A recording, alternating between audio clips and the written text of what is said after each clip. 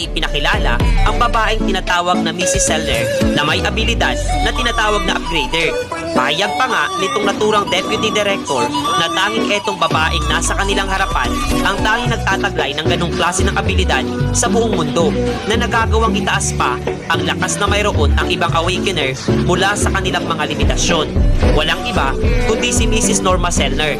Dito ay kinapitan nga nitong babae ang kamay nitong si Jinwoo at sinabing bilang unang bahagi ay inaatasan niya itong tumingin sa kaniyang mga mata. Pasimpleng napangiti naman etong si Michael Connor sapagkat mukhang kumagat nga daw sa kanilang pain etong binata. Sa mga sandaling iyon ay nagsimula na nga itong babae na alamin ang hangganan ng abilidad mayroon itong naturang binata.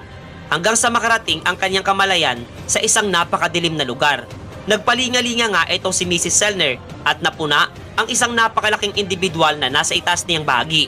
Kaniyang pinagmamasdan ang pagmumukha nito hanggang sa bigla na lamang nanlisik ang mga mata nito pabalik sa kaniya.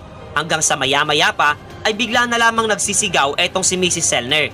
Ibinaling naman ni Michael Connor ang kaniyang atensyon sa babae at nagsimulang mag-usisa kung ano nga bang nakita niya at kung bakit ito pinagpapawisan nang may kasama pang panginginig. Subalit wala naman siyang makuwang sagot mula kay Mrs. Selner.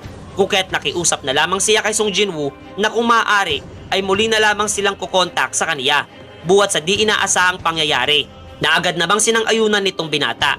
Habang sinamahan naman siya nitong si Adam papalabas ng nasabing gusali. Na makaalis na itong si Jinwoo ay tinanong muli ni Michael Connor etong si Mrs. Selner kung ano nga ba ang nangyari. Nanginginig namang ipinahayag nito na ang binatang iyon ay isang hari at lubang napakalakas. Nabigla naman itong deputy director sa kanyang narinig at naikumpara pa nga ito sa mga hanay ng tinatawag na nation level hunters.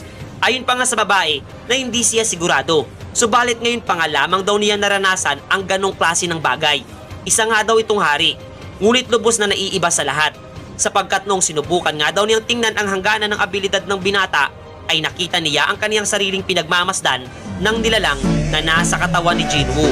Diin nga niyang hindi nga raw ang binata ang nasilayan niya doon, bagkus ang kadilimang gumabalot sa kaniyang pagkatao. Nakakatakot nga raw ang titig nito at isa pa, ang kapangyarihan nga raw ng binatang iyon ay hindi nagtataglay ng anumang limitasyon mga master.